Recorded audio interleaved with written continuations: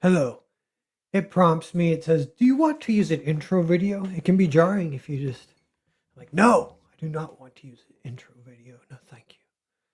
Here, let me see. Let me share my screen.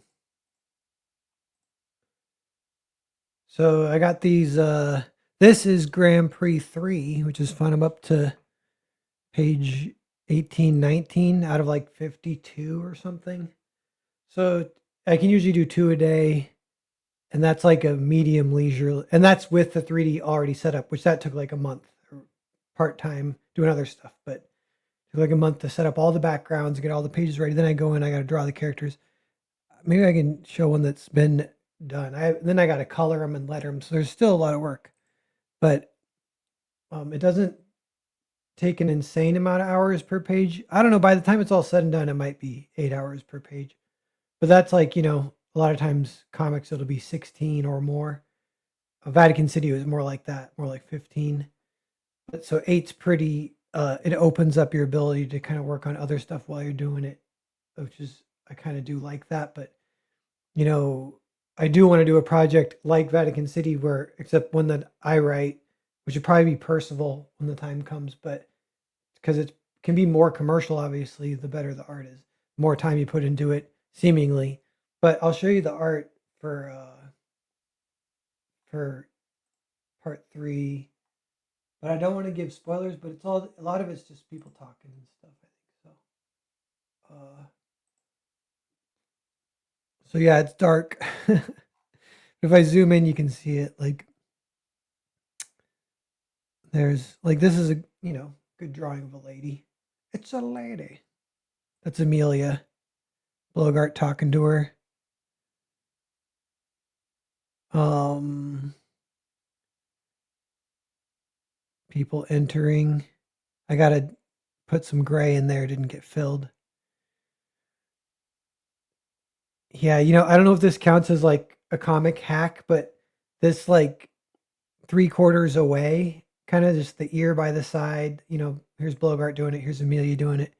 That took me. I mean, it took me a while to even learn that, but I feel like if I would have just taken the time to learn it earlier in my career, that would have been great because that angle comes in handy a lot for just over the shoulder shots, and it's easy to draw once you know how to draw it. So like, and it doesn't feel like you're cheating or whatever. Like it feels cool. So I use it a lot. But there that's even like drawing some face and you can see some of his nose. But here, just like, nope, just the ear and the hair. Boing, boing. Um, yes. So one thing too, I'm kind of still trying to warm up. It's different drawing digitally than traditionally, where like, so this, you would say that this maybe looks good or is on model for WizKid, but it's kind of weird. It doesn't have the right loose energy. So I'm actually going to delete it and try again. And I'll show you. Maybe I can put on another layer and so you can see what it's like when you're warming up. Kind of X Control V, and then like I don't even think I'm going to draw over this because I could draw over it, like make it transparent. Try again, but I'm just going to blank it out. Okay, we'll try again. WizKid's been kind of hard because yeah, what angle? I want his head tilted slightly forward and him looking up, kind of like. This is what I'm thinking, at least. I should look at what his line is. We got that.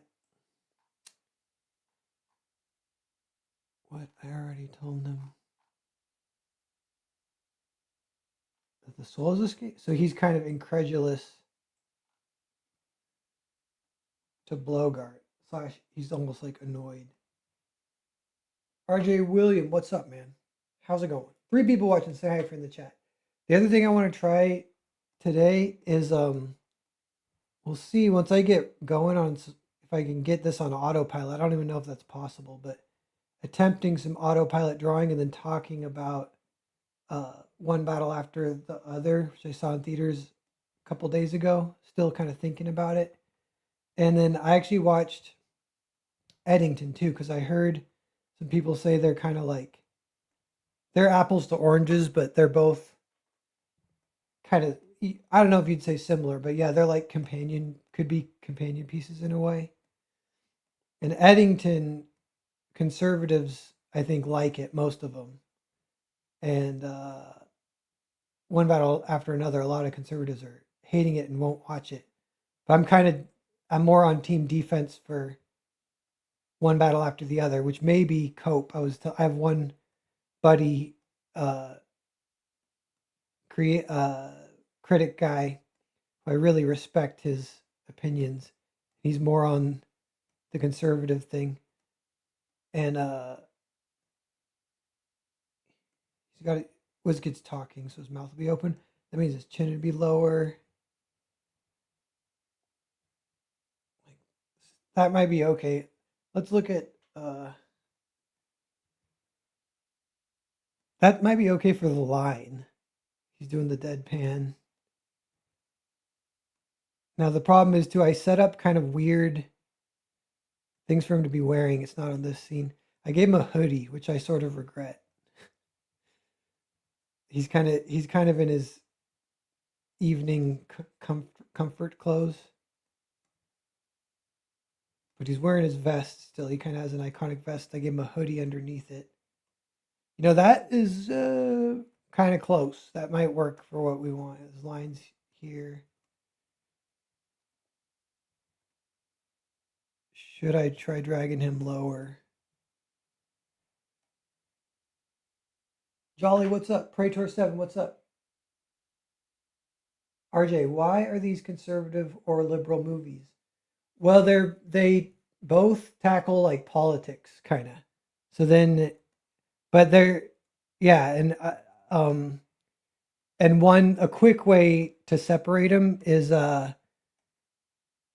Eddington has Antifa in it, but Antifa is, by the way, guys, this is all like a little bit spoilers. Sorry. So, in both these movies, I do kind of recommend them both.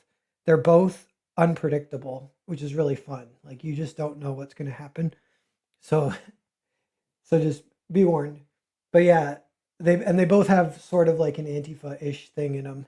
But in Eddington, Antifa is actually they're like a nameless, like borderline, not exactly satanic. I don't know what the word would be. They're like nameless, godlike threat almost. They're just these like anonymous secret agents that are bloodthirsty, and it's kind of hilarious. It's like a little bit more like, I think so. Conservatives actually like that because the liberal view would be like Antifa doesn't even exist. It's literally just anti-fascist. I'm Antifa. Come on. Conservative is like Antifa is real. They're a terrorist organization. Blah blah blah. You know. So, but then this is the thing. I'm glad that they both exist. It kind of lets you relax a little bit because one thing with one battle after the other is I think it will age really well, but it came out at a really bad time where people are really worked up and like because you can think of old movies and ironically this is kind of one of the points of one battle after the other is that nothing changes, and I'm reading a book right now from the late 80s and it's just a medical thriller, and I was like, damn, they have like students are protesting and being super annoying, blah blah blah, like this is all in the late 80s, and I was like, yeah, I can feel that shit hasn't changed, and if you're tackling those subjects there are ways where it would age really bad, and one battle after another I think avoids them. But I remember like I was thinking of like like freaking Italian westerns. A lot of those are about revolutionaries, and you don't watch those today and be like, this glorifies revolutionary terrorist behavior, so I hate it. You just don't do that. And I think that will be the future for one battle after the other. People aren't going to like see it that way. But I don't know. I can kind of see the other side. So that I feel like the conservative point of view, yeah, where they're like, it's almost like Antifa propaganda. Like one battle after the other, it makes Antifa cool, but it changes it. It's all weird. That's like the defense too. Is it kind of it's all weird. It doesn't work out well for these people. A lot of them kind of suck anyway, and it doesn't shy away from that. But it does make them cool. So you could say it's like you might see like an uptick of Antifa recruitment because of this movie, which would just be so then they hate it for that reason. And I'm like, I don't know. When Fight Club came out, there was a huge uptick of people fighting. But that movie's awesome. I don't really like you know like hate. I don't like hating movies just because it's the same with like video games. If video games cause school shootings, like I don't even if that's like on some level like a thing. I don't even I'm not too interested yet really in that going down that road. So yeah, I definitely enjoyed one battle after the other, but yeah, it's funny to compare and contrast the the different versions of Antifa. And actually that version of Antifa in Eddington, I think liberals kind of didn't like that movie. Even though that movie it's like it's a small town in New Mexico and two guys running for mayor. One's the sheriff, one's the existing mayor. One guy is really anti-mask, like pro-freedom conservative guy. The other guy's really pro-mask, a little bit corrupt, but you find out he's actually an okay guy. Um, and he's very pro-mask. And in that movie, the and the anti-masker ends up being the psycho bad guy, and the other guy ends up being kind of a good guy ish. He's not the main character. The psycho is totally the main character, and but that one, you know, I don't know if you just say it's nuanced or whatever, but conservatives, I think, like that movie, even though their guy, because it's pretty well represented and it pokes fun at woke stuff. I'm trying to think what else it does. It acknowledges that, well, even like, I don't think either of these movies are meant to be Eddington a little bit more than One Battle, but they're not meant to be super realistic. But um, Eddington acknowledges that Antifa is real, and it kind of shows you the secret society version that is funded by billionaires, but not um but yeah, that's funded, but they don't show that in the movie. They don't show like they show them on a really nice private plane coming to Eddington. They showed like the actual Secret Service Antifa people or Special Forces Antifa people. So, and having it be this like horror force uh was kind of, yeah, like refreshing. And it because I was thinking one thing, I was with one battle after another, I was like, damn, this movie is not even trying to show both sides. And I think that's kind of a good thing, because what it is, showing both sides would ruin the movie. Like, it is a fantasy and it's building this world that's like pretty funny. And the world in its own way is balanced in one battle after the other. Like, for example, in one battle after the other, there's a secret society that the main bad guy wants to join called the Christmas Adventurers, and they're white supremacists. And I've seen conservatives be like, yeah, like white supremacist secret societies really exist, or what, something like that. And but there's also a society of black nuns that grow weed and shoot guns, and it's like a secret hideout for the resistance. I'm like, that's not real either. So nothing is real in that movie, and that's kind of what's awesome about it. But the way it kind of makes Antifa cool, and that's in this fake world that it exists in, like, and they're cool as far as like the rule of cool, the way like movies, because that's like a rule with movies that's weird, and this happens in Eddington.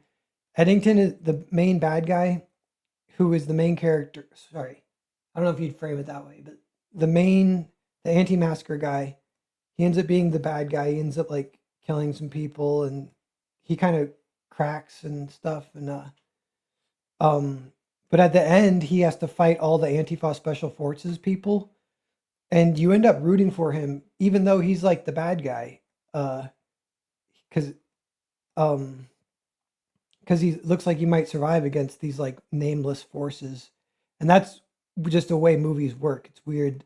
Like, they'll get you to root for the bad guy just because they're on screen, and people have been exploring that and enjoying that for a long time. The way movies do that, like how they can get you somehow rooting for the. I don't know about this pose I'm drawing here. Let me see what everyone's saying. 10 people watching. How's it going? I have an Antifa inspired group in my book, but their politics are different because they're an anarchy capitalist Dionysian cult 1,000 years in the future. Yeah, Frank Miller had Antifa in a bunch of his books in the early 90s. He went on I'm trying to think, it's Martha Washington, right? At least. I think other stuff too, like I think it's in Robocop and everything, but it's like, feminist Nazis in outer space that like, are trying to run the world or take over whatever. Like how I don't know, it's so like cool. It touches on that kind of stuff. Definitely touches on some like truths that are really fun, but obviously it's so absurd. And I feel like that's what one battle after the other is. So I want to defend it, uh from like my friends who don't want to watch it because it makes Antifa cool. Because it is true, it makes Antifa cool. I'm Antifa now because I saw it. I actually joined.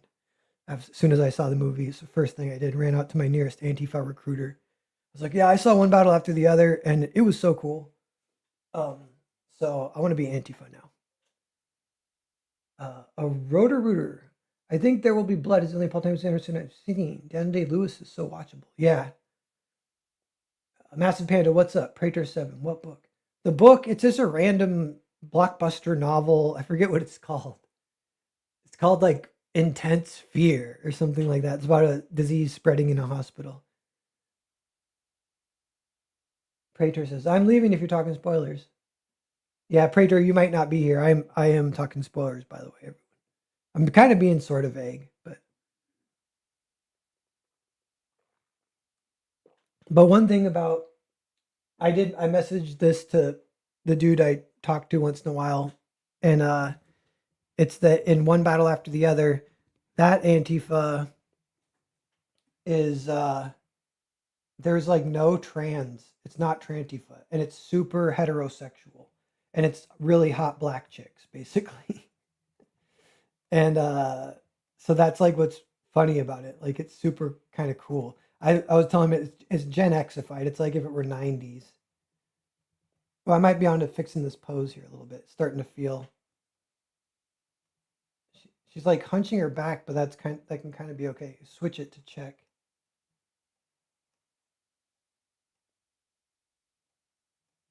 Um, so that again is like not realistic, but making it that cool by doing that, like like trans isn't even a thing, and then it's super heterosexual, really hot. By the way, that's the thing. People, I've seen what the complaints are, and people say it's woke. I'm like, okay, it's definitely not woke. It's like other stuff that you might not like.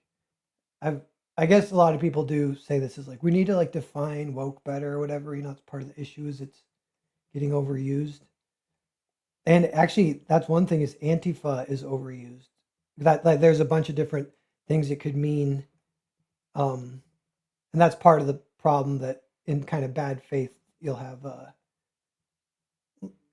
liberals being like Antifa is not a terrorist organization because I'm Antifa or whatever, and you're like, yeah, I get what you're saying, but the Eddington thing um, is real. So it was refreshing to see that represented, and that the fact that that exists does help balance in the universe of like, okay, well, you know, there is it's not completely locked out. There is kind of this sort of right wing version. Because so the other thing, one battle after the other does that's funny, and Eddington does it the other way, but Eddington makes riots look ridiculous, really stupid, really not pretty, it look really ugly in like broad daylight, not even a big crowd, everyone's crazy, deliberate because it's a small town version of seeing what was happening. And one battle after the other. This is again where you're like, does this count as propaganda? It makes one specific riot, it makes it look so beautiful and amazing and romantic and awesome and just like and but it's to the point where it's funny a little bit. It's still with that absurdness. And I can say like I can maybe try and paint more of a picture, but for example, that has some rooftop skateboarder rooftop jumping like ninjas across the roof where beneath them is all the smoke bombs is going off. And it's I think he might have stole that straight from Frank Miller comics actually when I was watching it. and the music's going. And I was watching that. I was like, okay, this is a moment. I'm seeing like a pretty hilarious juxtaposition of images, music, context.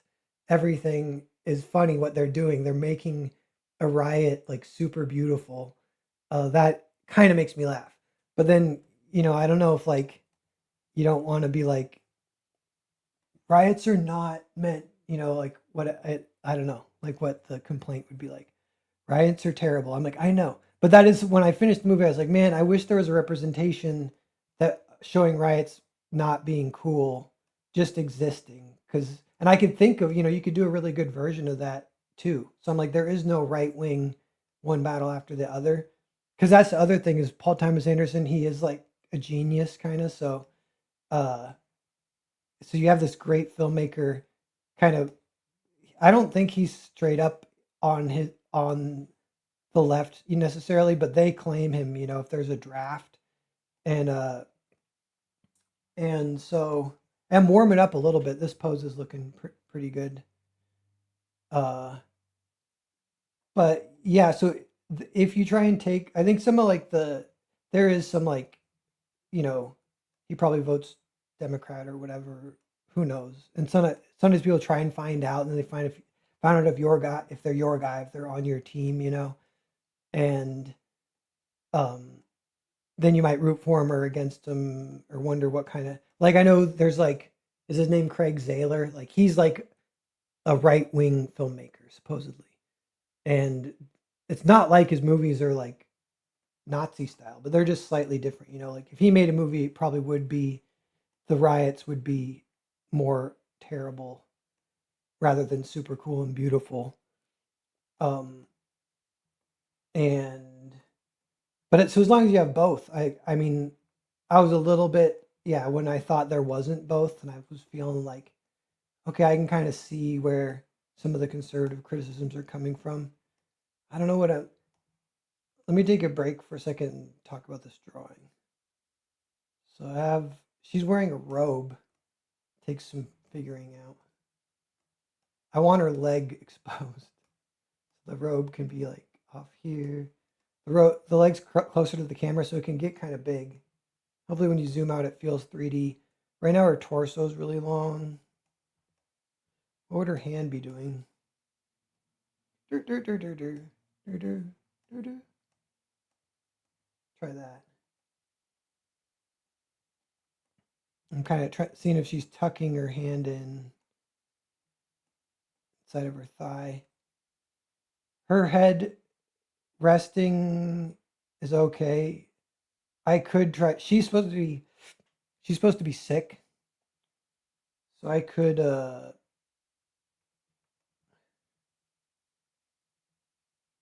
what if is her torso way too? See, like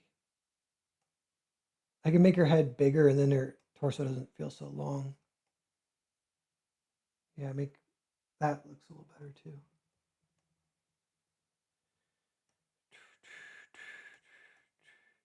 Her head.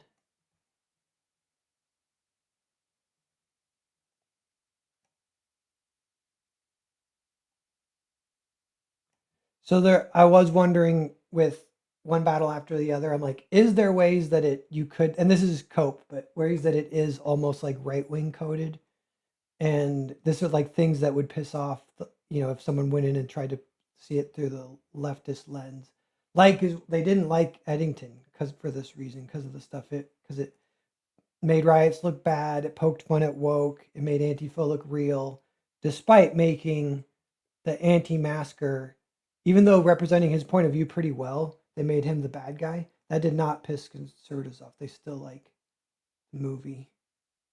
Having her head tuck in correctly is her hand. It's gonna kind of just disappear. I don't know if that looks bad. Let me see what people are saying. Alex Withero. The way you draw women reminds me of Peter Chung sometimes. Aeon Flux guy, angularity. Yeah, I like Peter Chung a lot, and I like Aeon Flux going back in the day. Matt Barr, what's up, man? Barr, have you seen Eddington or One Battle After the Other? That's kind of what I'm chit chatting about. if you've seen those, I'll send you the link. Otherwise, I might just hang out and keep just drawing and ranting. Um, Caught up in a mob mentality, not thinking in the same mind. Tearing down your own town, a beautiful thing. Hmm. Yeah, well, within it's a little different in one battle after the other. The context too, because there's different kinds of riots. I guess you could there. This is true actually. So in that one, it's because the army, for a bad reason, because they're within the context of the story, they're looking for this girl, uh, because well, I'll see if I can do it without too bad spoilers, but they're looking for this girl. And they don't have a good reason at all. It's basically a rogue uh, army captain guy is like commanding, and they're following his orders, but he's totally gone rogue, and he just needs to find this girl. So they raid this high school dance looking for her, and that kind of starts the riot, which is like a little bit more of a righteous riot, I guess you might say. Um, and that riot, it's also the imagery is like it's more 1960s style. It's not breaking like the modern riot is like breaking windows, Koreans on rooftops. Even that's even in the 90s. But the 60s style is two lines, and this you could still sometimes see this today, but it's two lines. It's cops and protesters yelling at each other, and that's kind of all it is. And so it's more like that. But um yeah, I can't decide if this looks good or bad. I might have to take it to the next step and then see.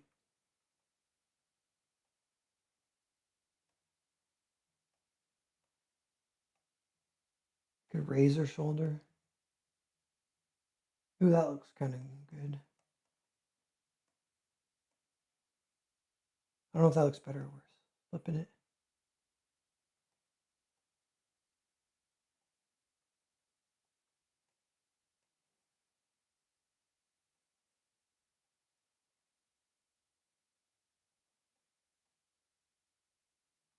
Hmm.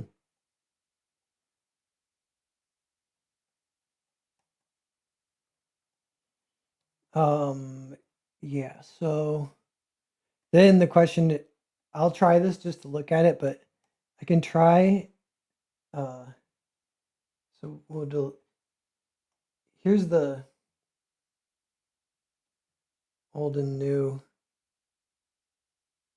Dun, dun, dun. That's old. That's new. This is better acting. This looks wonky, but when I ink it, it'll look good. This looks unwarmed up. This looks like not good storytelling. So I'm going to delete this. Okay, we're back. We got that. We got that. So yeah. So if we want to try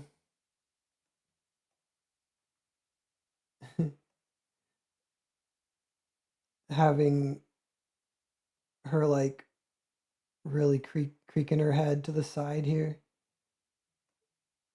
like really 3D head, 3D head.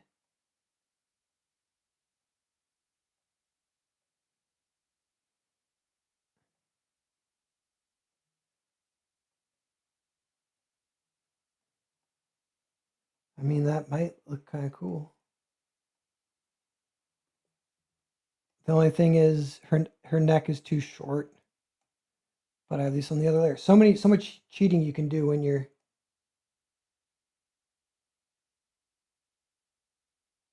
Where should it go? Maybe like that. When you're working digital, I could make it slightly bigger. All right, we'll look at before and after.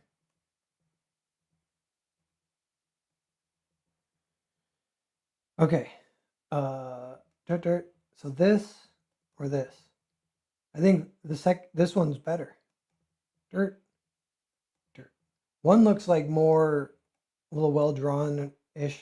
Her This one has like more detail in her face.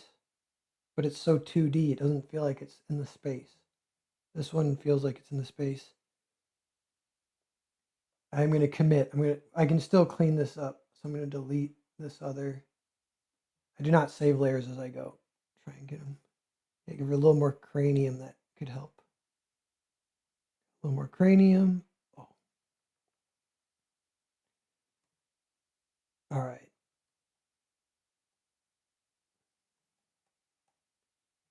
Merge down. All right, I got almost everyone roughed in for this whole page. I did this one while I was talking to you guys, and this one does not look super good. So WizKid will be he's just standing and talking. It's hard to draw someone standing and talking and looking. This is a standing and talking scene, unfortunately. Like, I can put his hands on his hips, you know. That is something. It's better than them at his sides. The other thing you can do that I do sometimes, it just makes it a little more 3D, is if you turn it. But I do this almost too much, but so he's kind of turned to the side.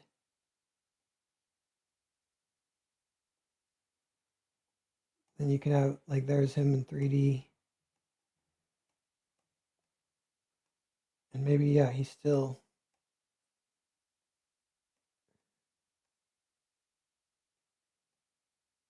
What is his line here? Do we have? I'm going to pull up the script. I have it on my other window. Let me see.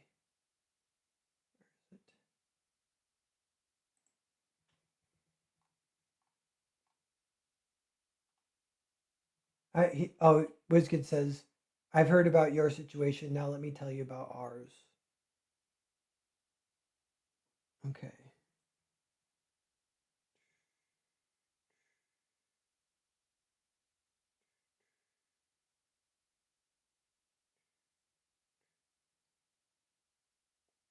And in the thumbnail, I actually have them switched. This might actually be, this changes the 180-degree rule, but that doesn't matter as much in comics.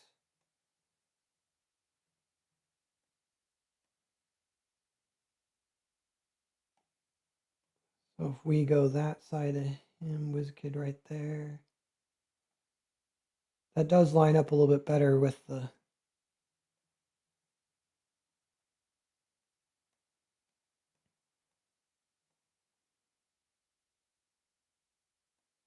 I could have him put his foot up. No. This is a wide angle, so he could be kind of small too. You could try this, like being kind of far away.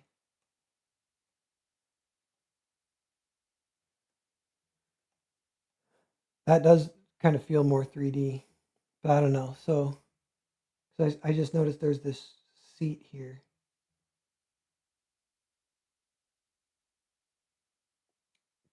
I don't know.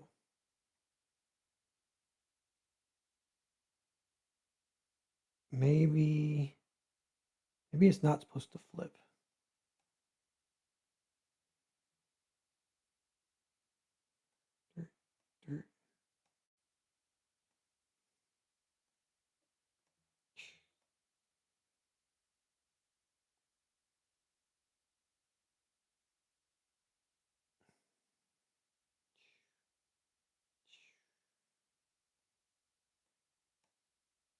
Or like this.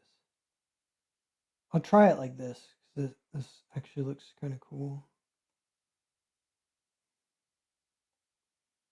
Then does this get bigger? Trying to match it with the background.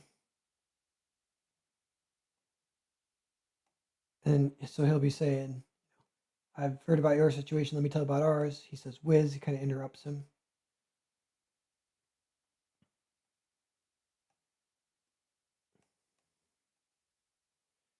Okay, now to draw.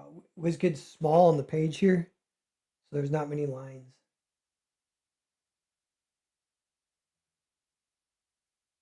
Keep the foot breaking the frame, you art animal. I'll probably delete. Yeah, I don't know where.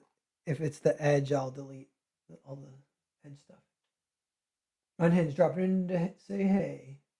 By the way, there's Master Painting illustration looks awesome. There's 5 days left on Hotel Story. Forced 2D within 3D was offsetting.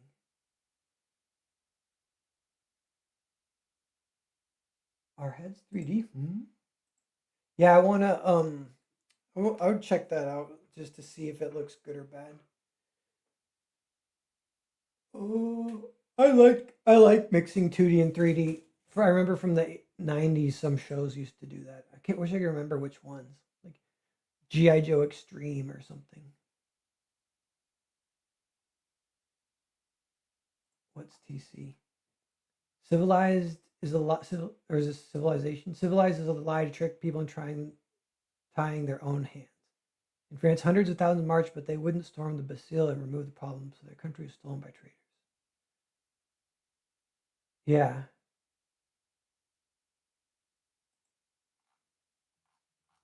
yeah.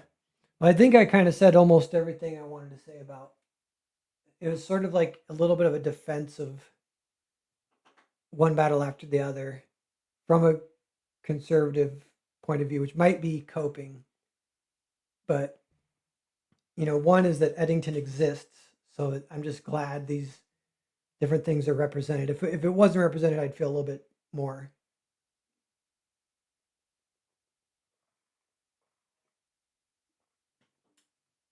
And then two, it's kind of like in its own world anyway, and within its own world, it is like oddly balanced with the absurdity on both sides. So I think it will age well. I was thinking it's kind of like mythic. It does remind me of an Italian Western, a lot of it. Oh, and the other thing about it is it has really good writing of like just lines, dialogue, and scenes being like you'd just be watching a scene, you're like, man, this is a crazy scene. Like, how did this story get here to this place? The other thing about it, this goes with the mythic thing, but it was I was calling it tunnel core, and I'm like, is this from the Pynchon novel? Did Pynchon invent this? Where like it takes place in like a conspiratorial world where secret societies exist. I mean, like that's already right wing coded in a way, and that's very fun. Of course, to make the secret societies, it's like a white supremacy thing, and a resistance, and so the resistance is like the one that gets romanticized a little bit more. They're the good guys, but they like rat on each other. They suck in a lot of ways and get freaking murdered and destroyed and their lives destroyed. So I think he's just trying to make, you know, a story, which is good. Just drawing this like silhouette will help me understand the pose and the camera angle. I want his head down. He's kind of being serious. He's a little too here like strong standing here. This is the thing I do too sometimes is one leg thick, one leg thin. Because our legs are actually shaped like this. Like they're like ovals. Like our legs aren't tubular. They aren't tubular sausages. So if they're ovals, and if you draw one thick, one thin, it kind of gives the impression that the feet are like this. So this would be the thick one. This is the thin one. And that always looks really good. That looks like 3D. So it's like a trick almost. He's looking down.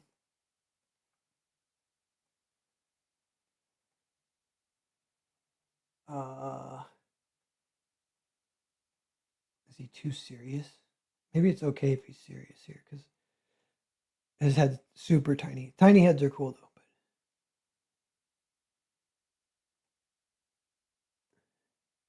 then his head's almost too big there. I don't know. Fuck it. Leave the tiny head. Head's so tiny though. Tur-tur.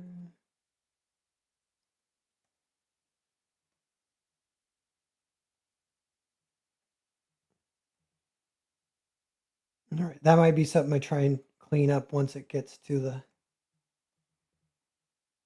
more finished art.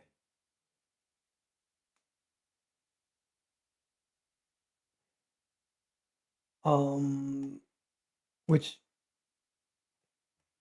is about to be time for that. Oh yeah, one more. So yeah, WizKid, the way because he grew up a little bit since Earthbound, and I've been drawing him a certain way, and I'm okay with like kind of evolving it, but I want him to stay on model. Um,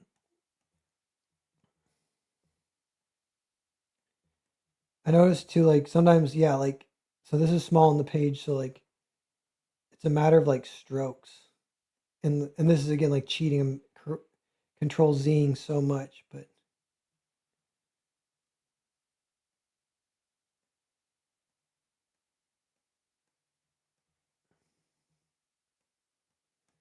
see like that, like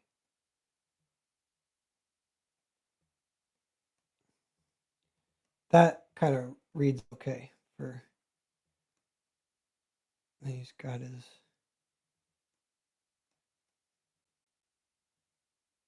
Now, are we in perspective? Head's pretty tiny again, but what are his freaking hands doing again? Is he freaking hands on hips? Hands on hips, on hips, on hips. I don't know. I don't know what else to do. I, in hindsight, maybe there was a way to. For the next scene, I think they have a little bit more like they aren't just standing. Well, and he's addressing them. I have them sitting in kind of interesting ways, but uh, his head is so tiny. So when I drew, every time I do this, I feel it feels a little bit like cheating. Like I like traditional because you can't do this, but because I can, I guess I will.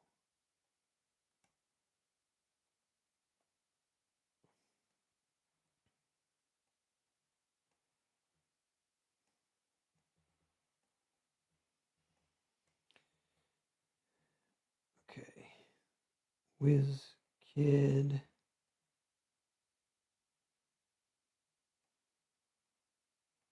I don't want him like posing. I just kind of want him standing.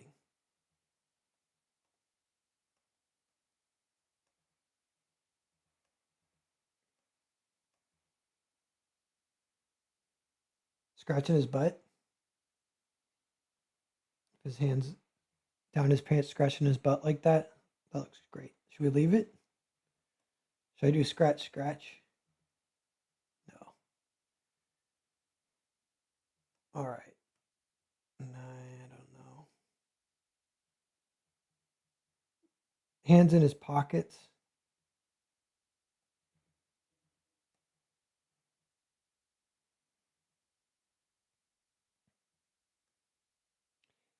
Actually,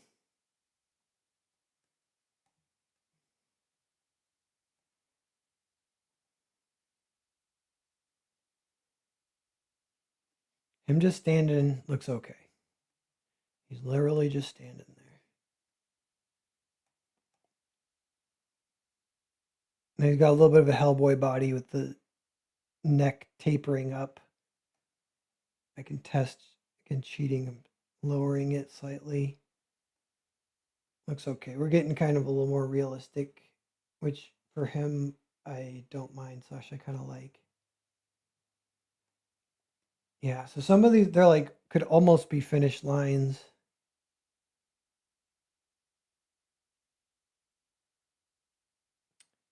He looks pretty good on model there. Here still doesn't look so good, but I'm gonna when I go to finish lines, we'll see if I can get it. Some of it's like the appeal, and I could show you guys like how I drew him in issue 2. Like that kind of looks like him, but sometimes it's just the nose. Simple as that almost. Kind of. And this one, he's like, "What, Blogart?"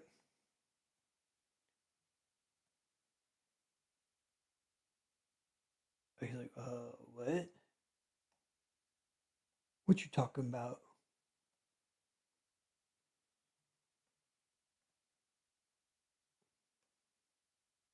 All right. Okay. So if I go another layer, go to black. Let's try this one. So I'm on, this is the same, uh,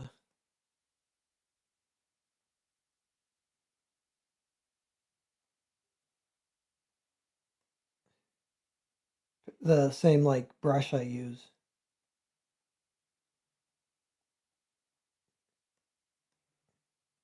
And this brush, it'll look, it kind of has this transparency when you go lighter like that. So you get the thick and thin with that, and then when I throw flats behind it, it kind of solidifies. And that's been working for me. I don't know if it's like ideal.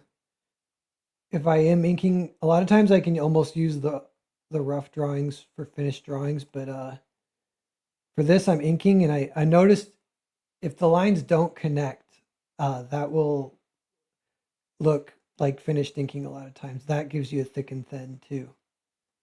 So where you want.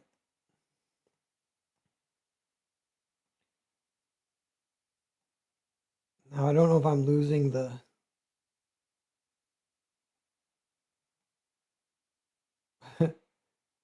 his him being like, what?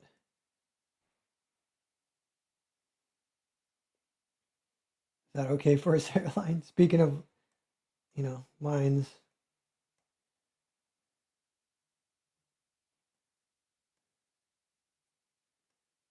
So this definitely looks like WizKid from issue 2.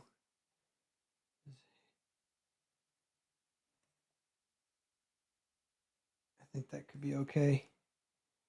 So he's got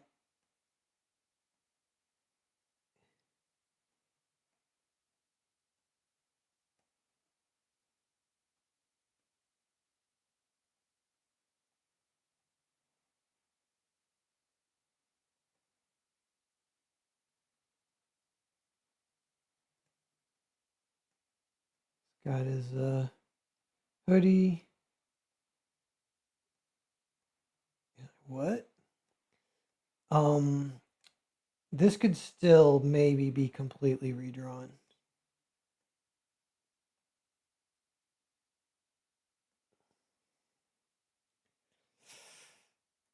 He's kind of looking. What did we do if we tried like a 3/4?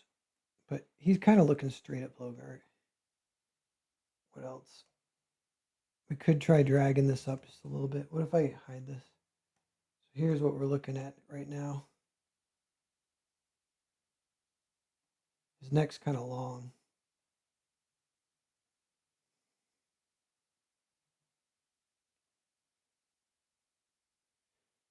So what if again, the trickery of the digital, if I drag this up just a little bit and then drag this down just a little bit.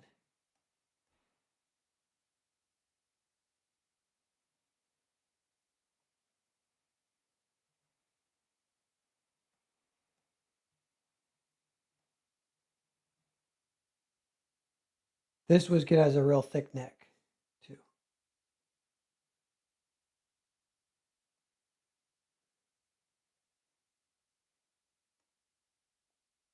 Yeah, and if you flip it, it looks weird to me. You guys see that? You can see but you don't want to just flip it and have it get more and more symmetrical. Flipping it, you're trying to get it 3D feeling.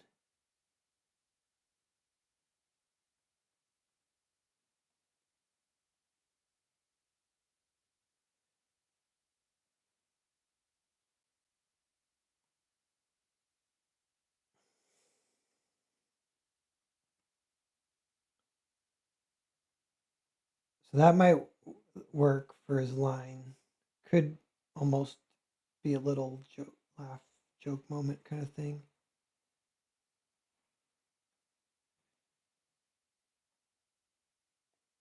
I don't know. He's he's cross-eyed. Is that?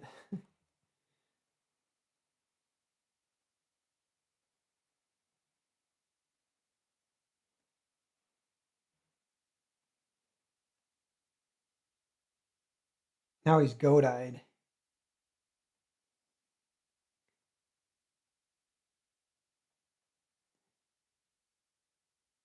that kind of. Let me flip it. It reads okay when you flip it. I don't know. Coloring it might be the next thing. Keep trying to.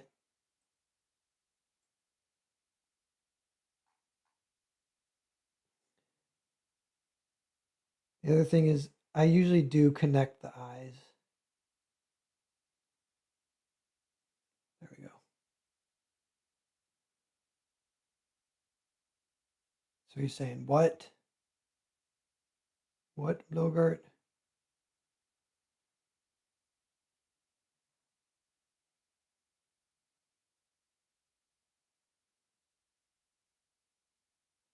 What?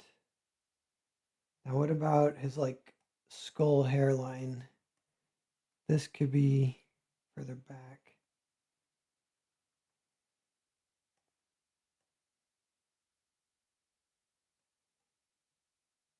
He's getting stronger looking, but now he's almost too strong looking.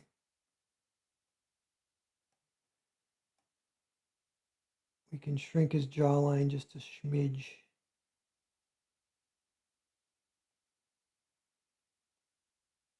This is like the issue of if you're actually trying to get like perfect on model proportions.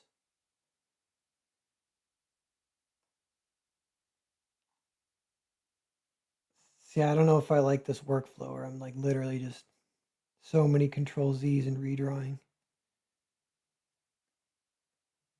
His neck. Thing about the neck, these traps are go pretty high up.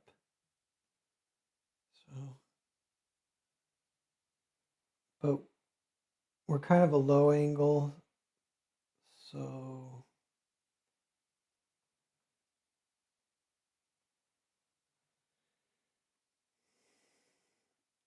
what?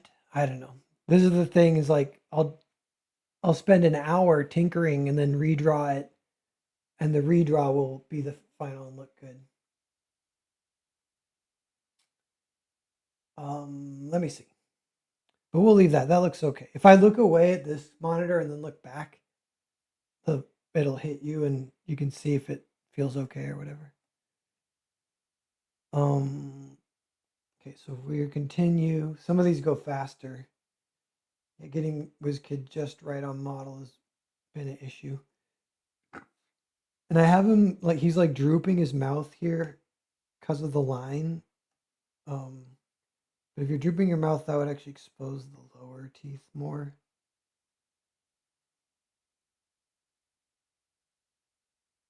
Yeah, I think that might work good for now. Okay, so now we're on to Blogart. In this book, Blogart has a Hitler mustache because that's funny. I think if you ask him though, it's a Charlie Chaplin mustache, and it's just how it grows in.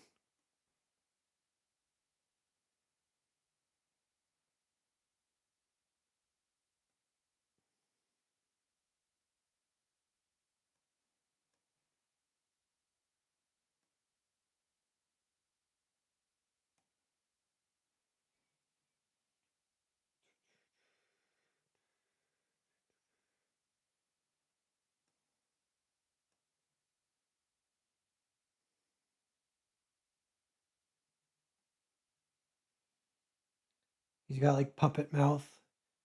What does this look like? We can flip this and check it too. So his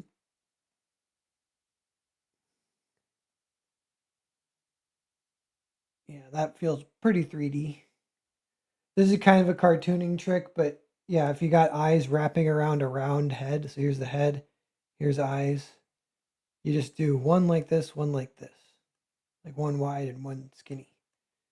Always looks like okay to get started.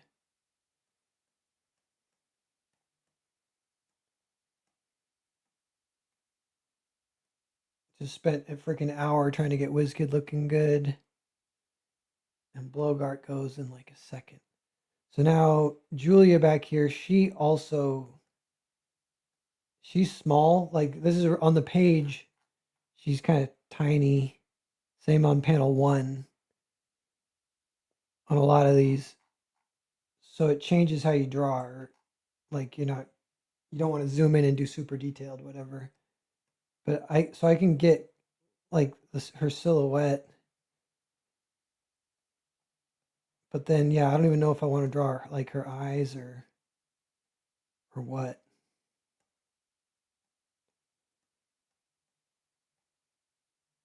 I don't know if she's looking at these two.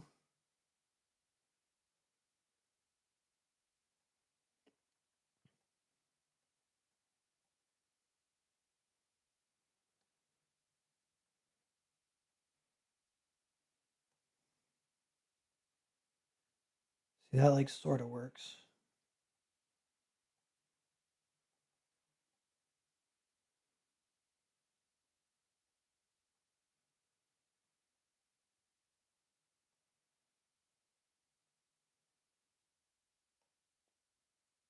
Her chin is a little bit tucked in, kind of, but that happens anyway.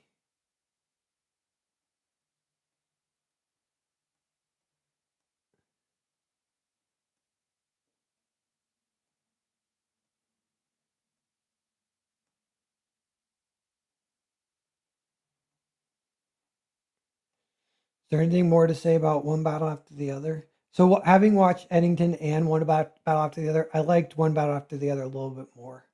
But it's apples to oranges. Eddington is very chill and slow burn and good.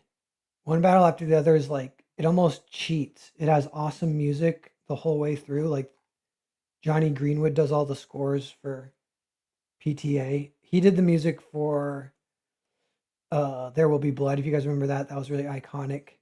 But yeah, the music is really awesome and it's kind of like nothing I've heard before. And that alone makes the movie like pulsating. But I saw a one review said it has too many jump cuts, and I got confused 20 minutes in, and it was hurting my brain, so I walked out. That's what someone said. I was like, some criticisms they end up kind of being like a positive if you think about it. I was like, oh, because they also other things people will say about it is like, oh, it that's the fastest 2 hours and 40 minutes has ever gone by while I'm watching a movie. And I'm more in that camp. I feel like that's like almost straight up true. Like if you're just measuring it by that, of like how much does this movie like hypnotize you while it's running? Um, that's like the best. I don't know. That's a little out of perspective. That knee. Um. So yeah, yeah. What was I gonna say? That maybe that. Whatever. We can leave.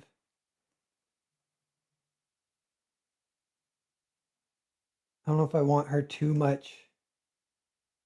She's got to kind of fit in with Blowguard. She's actually technically this is cheating a little bit. And I could fix the background. I could keep doing some cheating to fit it all in. Where would her foot go? Yeah, like if that's her foot. Um, if I try and cheat the background, let's try that real fast. Control X, Control V, mask it. Here's her. So we can actually stretch it up, and that brings it a little more so she's sitting on the table. And yeah, that's cheating, but who cares?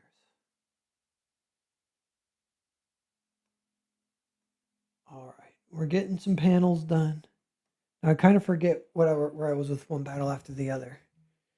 Yeah, so it's a little better than Eddington, but it's like almost cheating how much it is using these tricks to be entertaining. But one of the things it does is these jump cuts. It's jumping around. It reminded me of like the paneling in Vatican City. It was a trick I learned from Mark Miller, and I would try and like think about it and not forget it so I can apply it for myself. But Mark would do panel by panel storytelling, and you imagine like if you're gonna have like a guy like get out of a car and go knock on a door or something, and so you might have, like you could panel it like, well, he opens the door, he walks around the front, he opens the gate, he approaches, he knocks on the door. Or depending on where you are in the story or how you're doing it, you could cut to him just knocking on the door. Or you could cut to him like already in the house talking to the person, like just like skipping stuff. And yeah, you can just play catch up.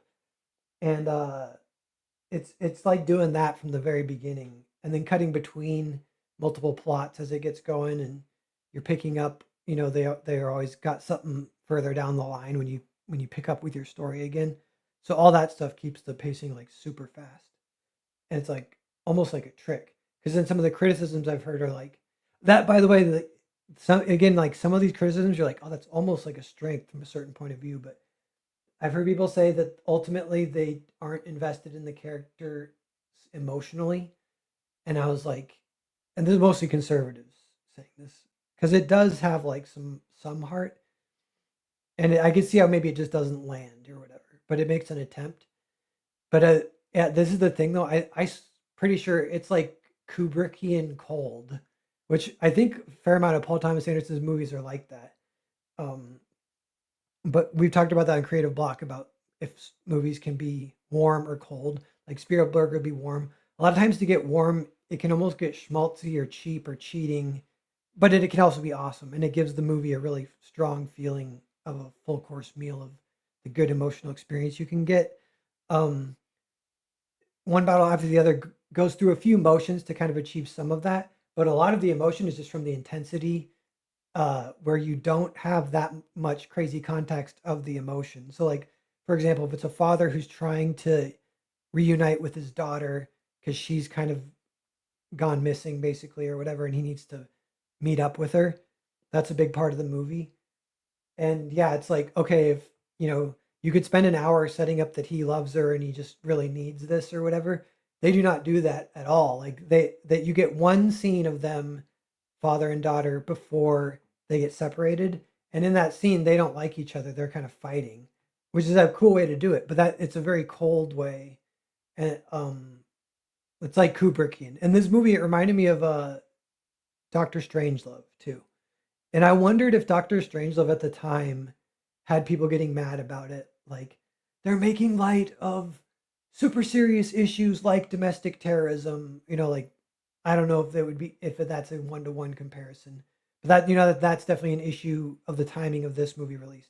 Which, by the way, that reminds me, there was another movie. It's called The Savant. So I think these three kind of make this like modern little look at what's going on right now.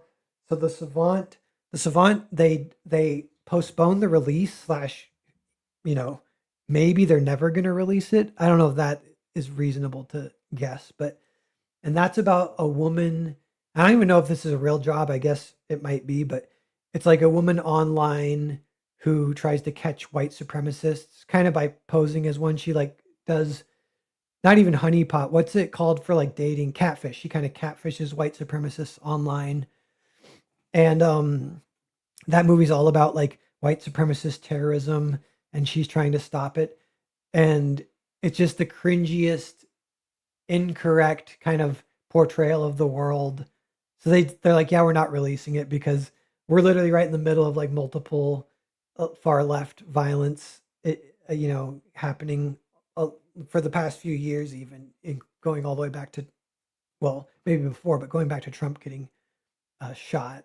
And people sort of forget, but the guy right behind Trump died when that happened. So that was crazy.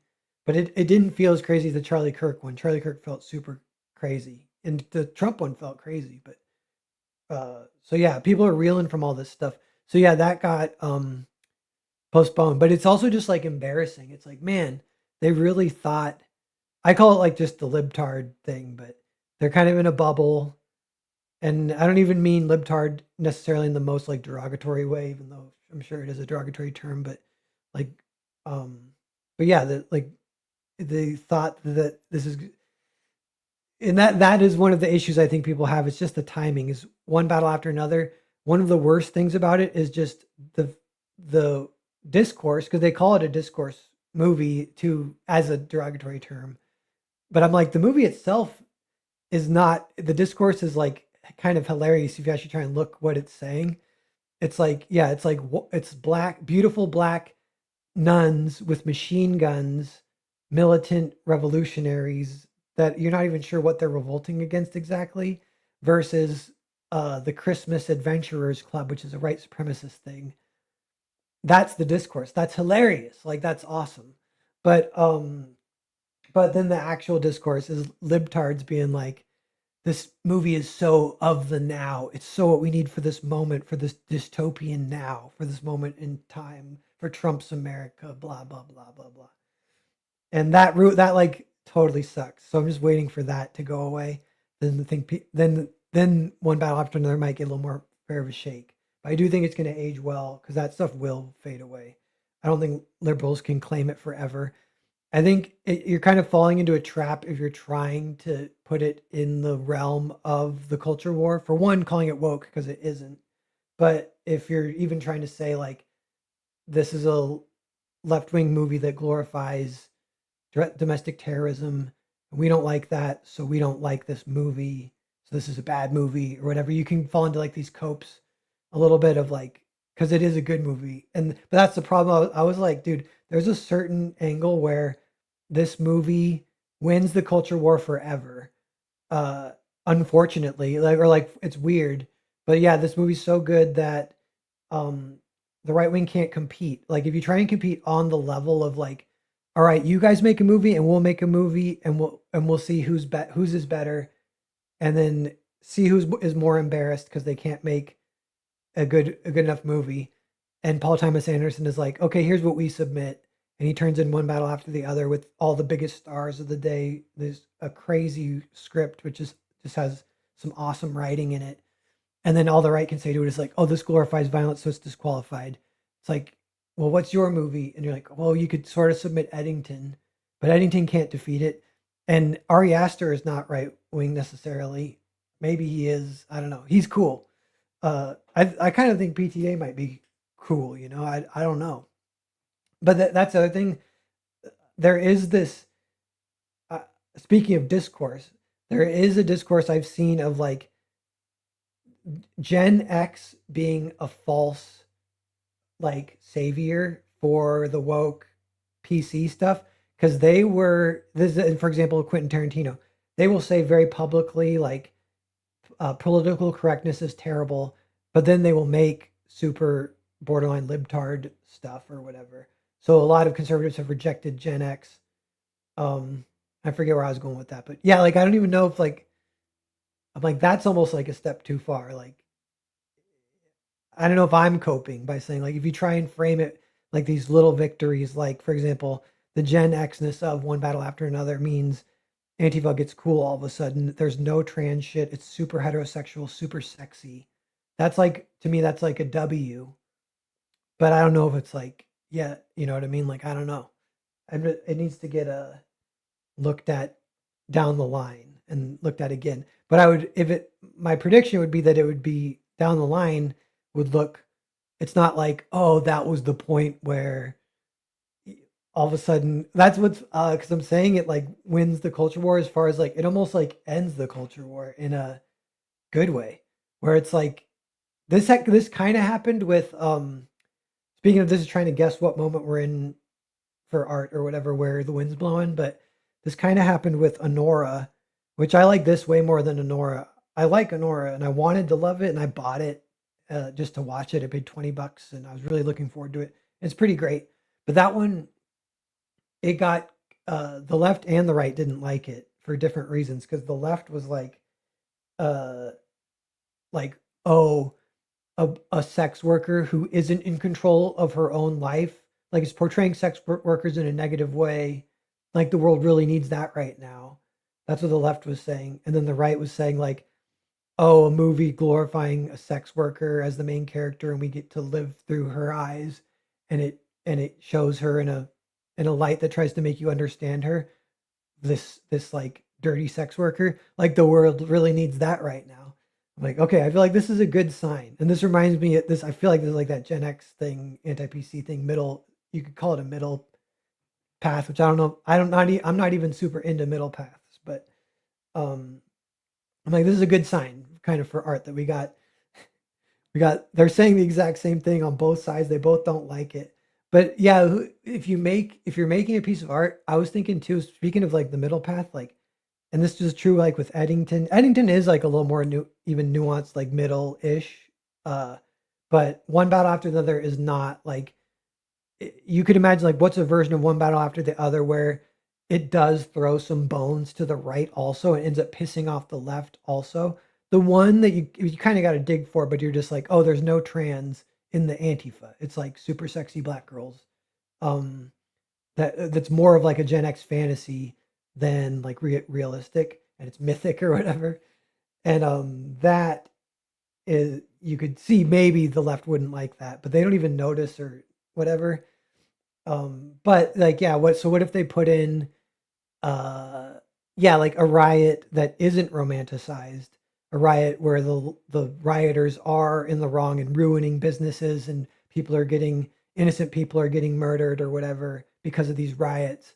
Like it doesn't do that. The one riot it shows is super romanticized and in a hilarious way, I think. But but yeah, so if you put that in, it doesn't work. Like it has to be this kind of like Gen X left wing point of view because that's what the movie's building. It's weird if you like try and a little, well, some both sides. Da, da, da. Like that's not what art is supposed to be. What you want though is, yeah, represent amongst multiple pieces of art. You want everything represented, which I think we're kind of getting a little bit, which is okay. Like which that's good. Like even like with Eddington and the idea of riots, like editing ridicules riots and makes them look. There hasn't even been like a riot to look super horrific. I think by the way, I tweeted like what would a right wing Batman story be? I think that would be a good right wing Batman story is Batman in the middle of a riot, and the riot is actually like super like the cops aren't doing anything. The riot they're raiding everyone, and because this would be based on stuff I know from real life living in Portland. Because I had a buddy who was we worked at the Fred Meyer Deli together, and he was super hip and in the fashion scene, and he kind of wanted to be my friend because I was a good artist, and so I would do art for him here and there, and then he would like let me hang out with him because I wasn't cool, but he was super cool, like super hip black guy smoking lots of pot and stuff and just living the life in Portland. I think he didn't go to the riots, but he was like, "Oh, I thought about it. I thought about it." But he's like, "Nah, at the end of the day, I didn't do it." But we walked around like the day after the riots, and it was insane. And we heard stories from multiple shop owners that they had to stay outside all night with baseball bats because the cops wouldn't do anything, and it was like a standoff. And there was like these boutique clothing stores, and these are like black owners, and then the rioters are like a lot of them. It's like a lot of all different colors, like it's not like white versus black or whatever. So, or on one side or the other. But one thing they said they saw was white vans with people with M16s, like like running around looting super expensive stuff and in full tactical gear. And that's like more like the almost more organized crime slash or billionaire. This is like the billionaire special forces, Antifa, billionaire funded, that is like alluded to in Eddington. So like that shit's real. There's other real stuff about it that's weird, like like pallets of bricks getting dropped off in the street the day before the riot. Like that's weird. All that stuff is real, um, and kind of horrific. But yeah, like a Batman, just do a riot where it's like actually crazy. But the main thing would be, I think, because it would be people making a pilgrimage to the city where they know the big party's gonna be, and and so they're like hitchhiking, and you find out these hitchhikers, a lot of them one you'd follow one in particular. He's a total psychopath, and he's killing people after they give him rides, and he's heading to this city because there's going to be a big riot there, and then blah blah blah, some other shit's happening, and uh, but I mentioned this earlier, but so one battle after the other, there's a way that it was super inspiring, and it's the way that it is. I called it tunnel core, and I mentioned this earlier on the video, but I still think like, man, I want to do like my version of tunnel core. Like what it's I don't know. It does strike. It's like a new feels kind of a new-ish tone. I think it might have been in the Pynchon stuff, or it's been in novels, and you can call it satire or whatever. Um, but I actually, so I've seen a movie called, what's it called? It's called Waiting for the Barbarians, I think it's called.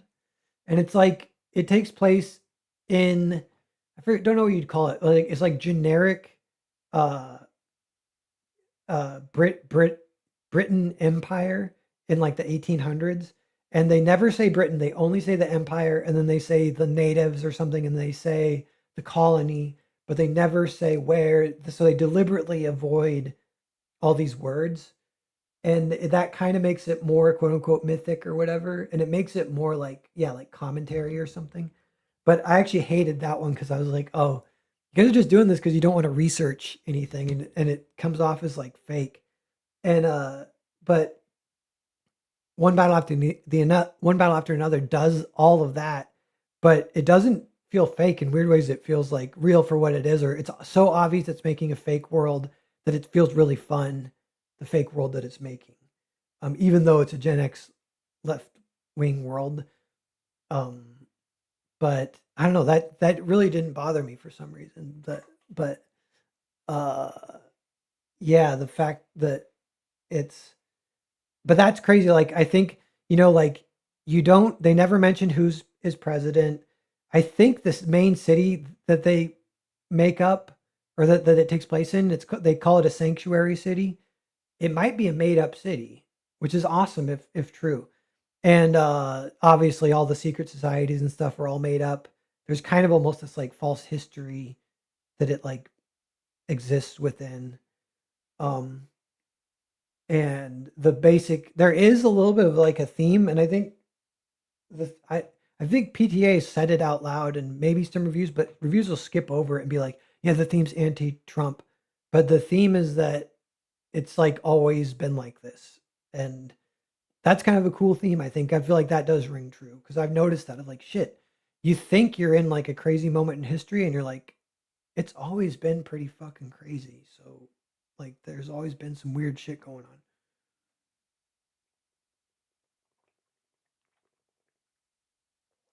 Um, yeah, what are you guys saying? TA. Hollywood is owned by the left. They have spent decades pushing out anything not in lockstep with their worldview. It's not an accomplishment that they can produce movies more easily. Yeah. Is that as far as like the culture war being over? Yeah. I don't know. See, I just don't know how much I believe that. That's what I'm saying. It's after seeing one battle after another, I'm like way less thinking that. I'm like pretty sure Hollywood is just where all the best artists go. Most of them are left wing. That doesn't affect the art that much. Like, I don't know. Yeah, there are things that people know like that are kind of true. Like, if you make blatantly political stuff on either side, it always ends up being cringe. So if you avoid it, then there is a little bit unconscious stuff seeping in, and it can be kind of annoying. I think that might be one of the issues. But I don't know what the unconscious stuff even is for one battle after another. Like it's like really conscious, everything about it. And it's not like super overly political in a weird way. It's literally just the fact that you make the main characters um they're terrorists. So like we watch movies about serial killers, and I don't think we say it glorifies serial killing. Although maybe that was an issue back in the day if you make a serial killer the main character. But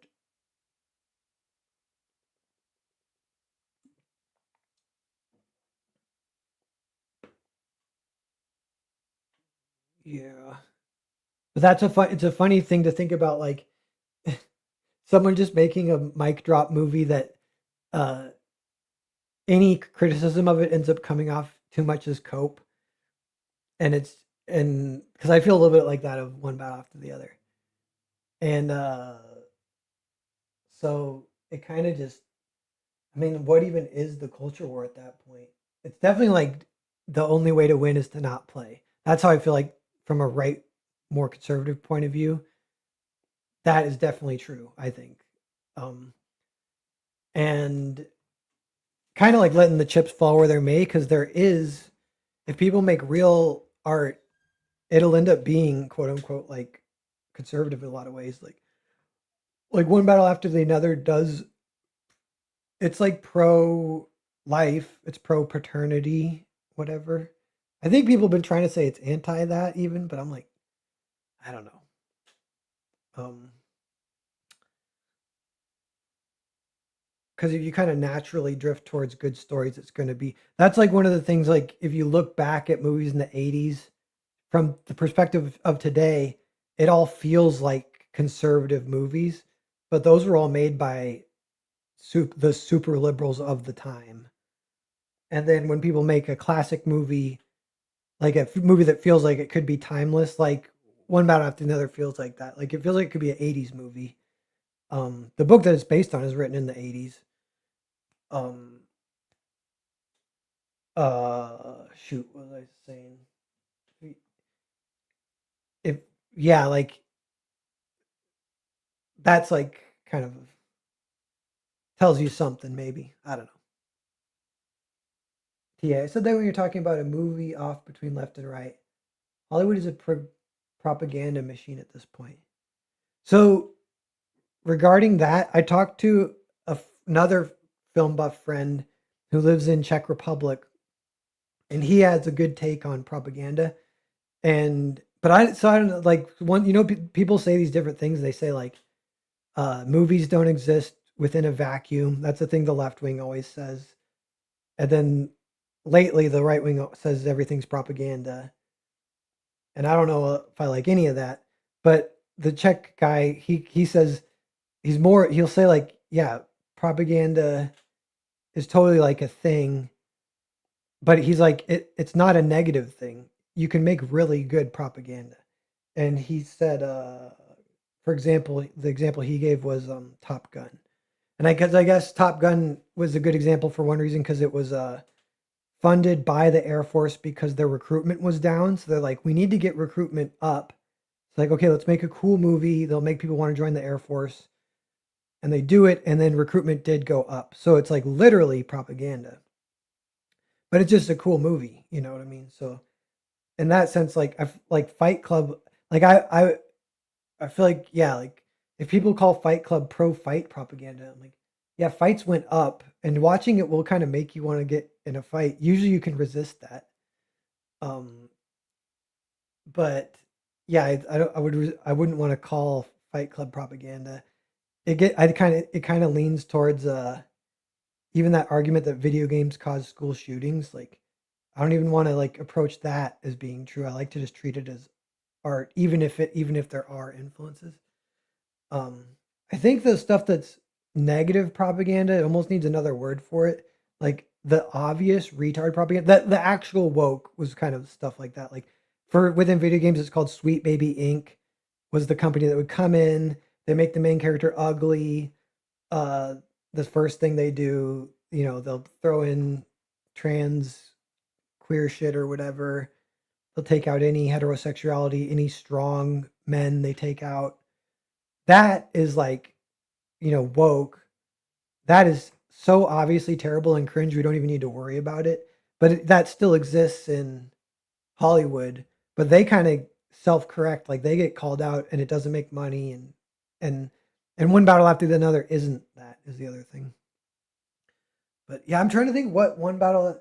The only thing think people really are complaining is the fact that it makes Antifa cool, which right in this moment is obviously a touchy subject. But there are ways, and then I'm like, if you're kind of coping to like say that that's okay, but or I'm almost at the point like I just don't care. Like, um, and it's also just the way the words you use because it's not even uh, exactly Antifa. It's quite a bit different. It's like that multiple definitions of Antifa, like Gen X super sexy Antifa movie version doesn't need to threaten people. I don't doesn't need to threaten the right wing. I don't think. Um, 12 people watching. What's up? I might get back here to try and doodle some more of this business right here. You know, we've been going almost 90 minutes. Maybe I'll get on out of here.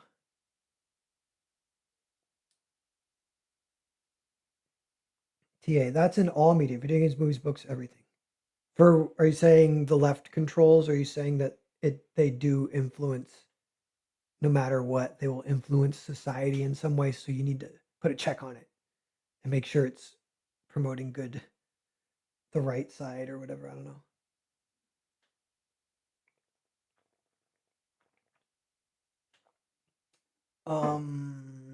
Yeah, I'm winding down here. I'm gonna get out pretty soon.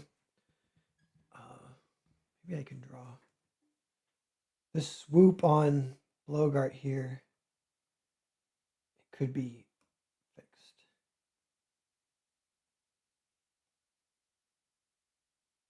It was too puppety. He's too puppety. Crap.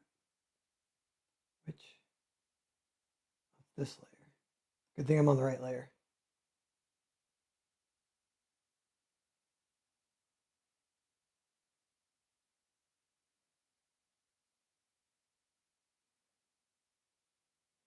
Okay.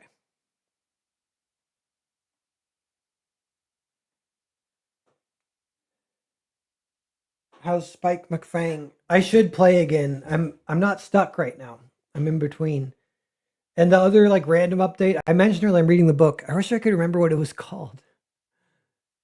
It's called like Psycho Fear or something. It takes place in a hospital. It's very blockbuster. But actually it's a blockbuster book, like it's like a dime book page turner with big font, blah blah blah.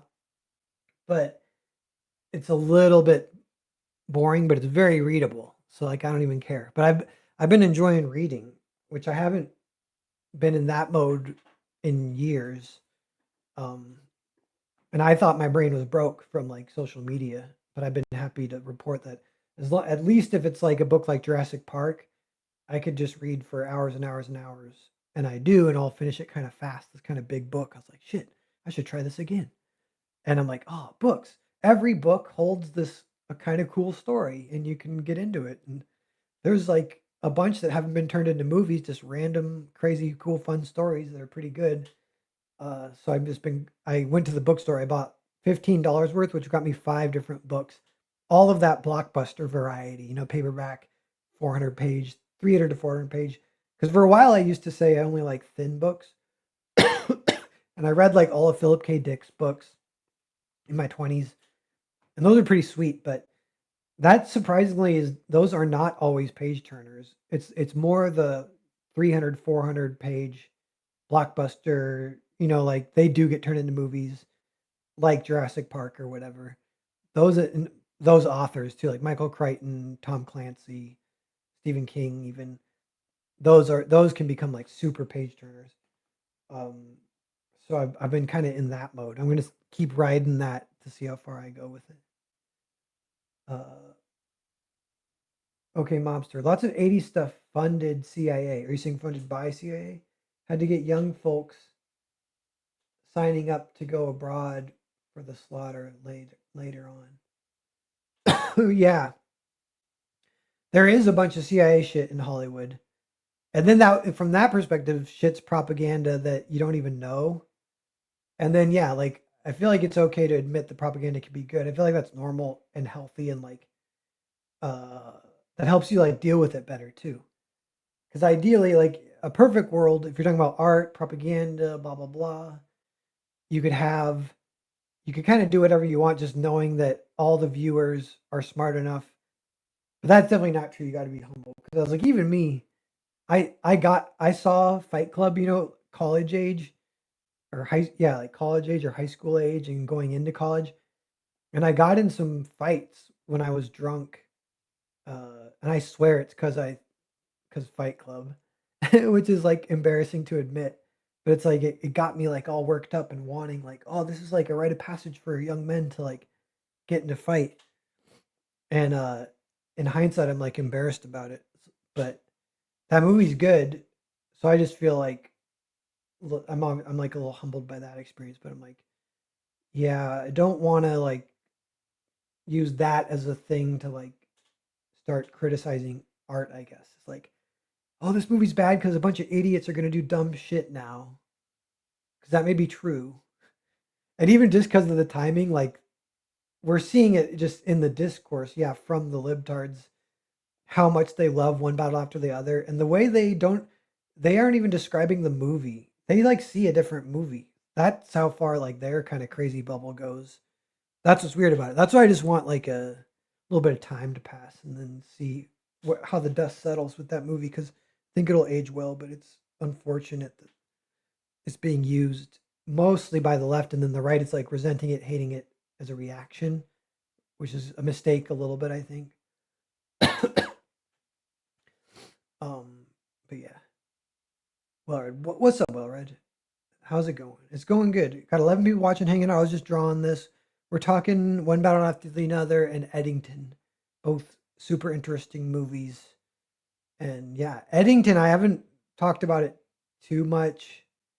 Because some ways it's like simpler of like it does throw bones to both sides, where One Battle After the Another doesn't exactly do that. Um, Eddington, like it makes fun of some woke stuff. It makes fun of some, yeah, like woke radicalization of young people just doing it for pussy, which is kind of funny. Um, it has some of this like dark comedy stuff that's kind of funny. Uh, and then, but like that's where I'm like one battle after the another. I feel like it's not even trying to do that. Like it's not trying to be a political cartoon and like wink at the camera and be like, this metaphor is for this. And don't you think I'm clever because of that? Or don't you think the way I'm depicting, yeah, the way young people are radicalized, like, isn't it clever and funny? Like, that's kind of like Eddington, which is fine. It's actually good. But one battle after the other is way more, it's actually what I like. It's way more like autistic. Um, it's just PTA being weird. That's what I think. It is inspiring in that way though. Like the tunnel core, the a world that takes place in conspiracies. Like tunnel core, I mean everyone has a tunnel. The movie there's multiple tunnel escapes, just tunnels under houses, huge tunnels like where the secret societies walk and have their secret meetings in these rooms. Um, it's like hilarious. Uh, and I that it feels like it's I don't know if you'd say that that's like real or not real. That's what's weird about the movie too. I kind of want to see it again and try and get a beat on how what it how where it's like things ring true that are totally ridiculous. For where when I saw they ring true in like a fun like fiction way or whatever. But when I saw Waiting for the Barbarians, which was kind of doing the same thing of like doing this mythic allegory type thing, it was the most cringe dumb stuff that just felt like poorly researched, lazy writing. And one battle after another feels the opposite. It feels like the opposite of lazy. It feels like really um, detailed, authentic uh, kind of stuff. I want to set up watch parties where we could hang in a back room and talk about these movies after. I'd be down to do that, man. Keep me posted. Uh, you should talk about the movies live or in private. I do it either way. I have to log off. Thanks for the hangout pair later chat. See you, TA. Um, well read. Sadly, we don't get human stories anymore. Everything is political checkboxes now. Yeah, well, that's like I feel like one battle after another is a human story, but it definitely it obviously is political, but it that like ruined the discourse because that's all people see. Um, And yeah, and it's like autism of that it didn't throw bones to both sides because it wasn't even playing that game. Like it's I've kind of feel like yeah, like the best metaphor that I've seen to be able to watch it without with the freedom to like it is if you compare it to Doctor Strangelove or like I'm gonna get you sucker, which is wait no is not that one sorry Duck You Sucker, the Italian western, um or any Italian western really, any good one. Great Gold Whim, Hail Pair Hail Chat. Oh yeah, I don't know. Anyway, guys, yeah, I think I might get on out of here. Chat, thanks for hanging out though. Um, and I will catch everyone later. See you guys.